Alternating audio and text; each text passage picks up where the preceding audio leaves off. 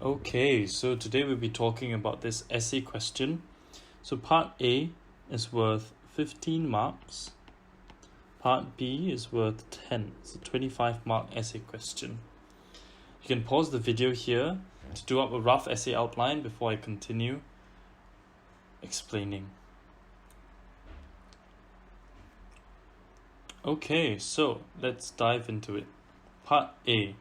So the keywords here that we want to highlight while doing the paper are keywords like describe, explain, the significance of specificity during what processes, these two, transcription and translation.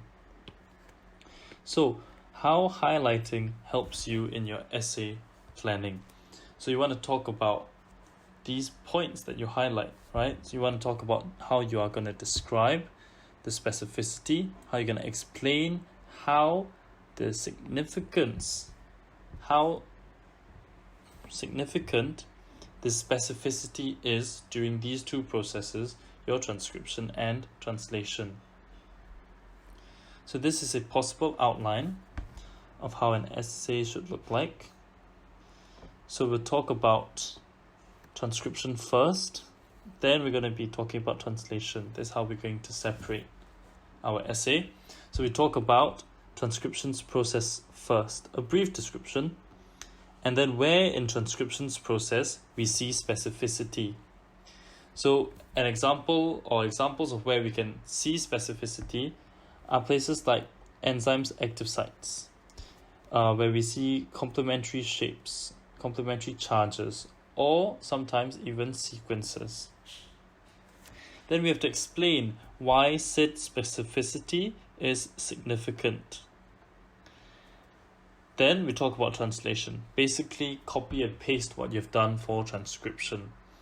You describe briefly the process of translation, talk about where we see specificity, active sites, complementary shapes, charges, sequences, and again, why it is significant. Okay, so let's dive into the answer. So, we talk about transcription initiation before we even talk about transcription, because there are places in transcription initiation where we already see specificity. So we talk about our general transcription factors, your GTFs. What they do is they recognize and they bind to specific sequences, right? We want to use specific as much as we can in the essays to highlight to the teachers and tell them, hey, I'm using the word specific here, give me some points, right? So specific sequences in your Tata box, in your promoter. So after it recognizes and binds, what? So what, right? What is the significance of it? It allows for your RNA polymerase to be recruited to your promoter and to your promoter only, not anywhere else, so that your TIC, your transcription initiation complex, can form. Next, we talk about enhancers. So enhancers have specific shapes and specific charges, and only activators that have the specific complementary shape and charge to your enhancers can bind to your enhancers. So, significance. It allows for the promoting or formation of your transcription initiation complex, and therefore it upregulates gene expression. Next, we have our RNA polymerases. So RNA polymerases, ASE, RNA polymerase is an enzyme. So enzymes have their active sites. So these active sites are specifically complementary in both shape and charge to ribonucleotides. And this allows for the formation of phosphodiester bonds between your ribonucleotides. Next, ribonucleotides only complementary base pair with ribonucleotides they are specific to.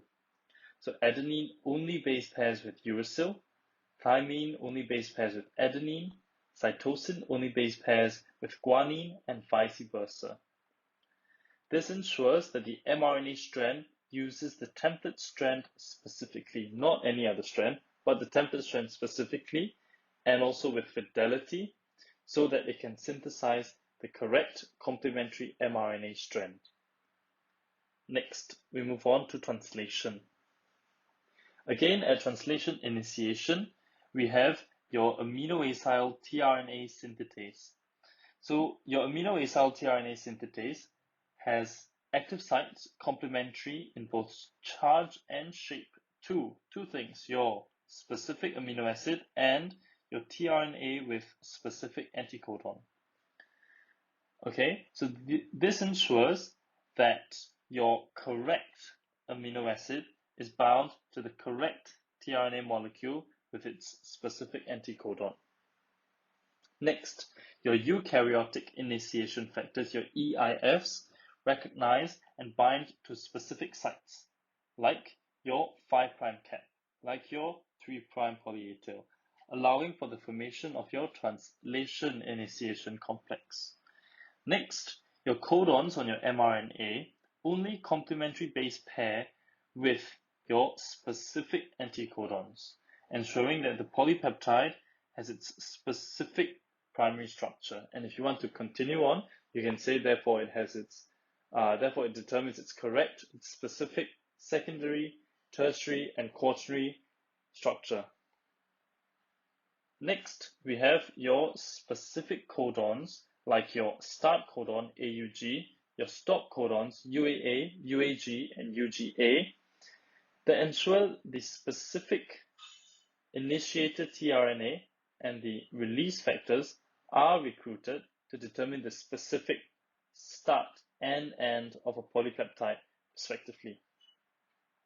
Lastly, we have our peptidyl transferase, ASE enzyme. It has an active site complementary in shape and charge to your amino acids, allowing for the catalyzing of peptide bonds between, again, your amino acids, allowing for the extension of your polypeptide chain.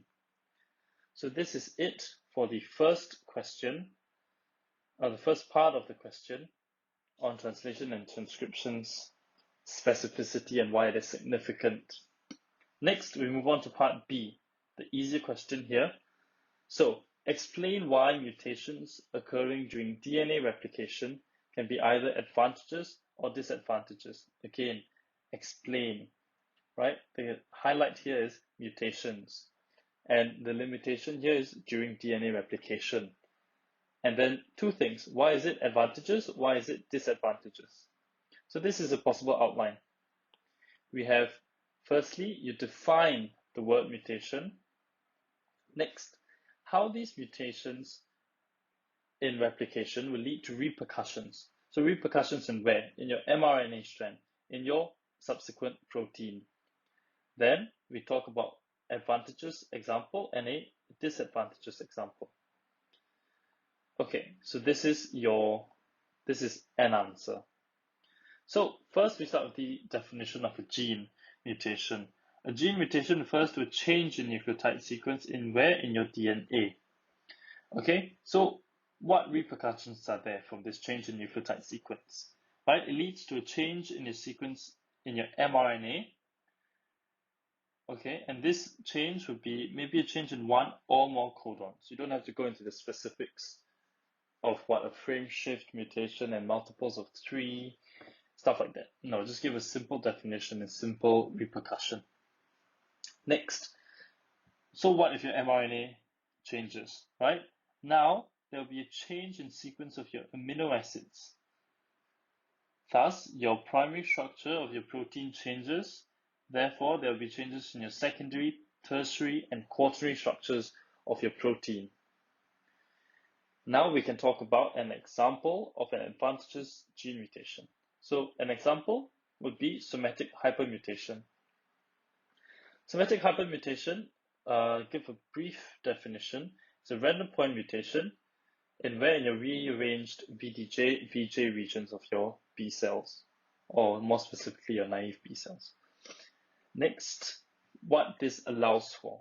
This allows for the further diversifying of your variable region of your antibody, which allows for the selection of highest specificity antigen binding sites of your antibody.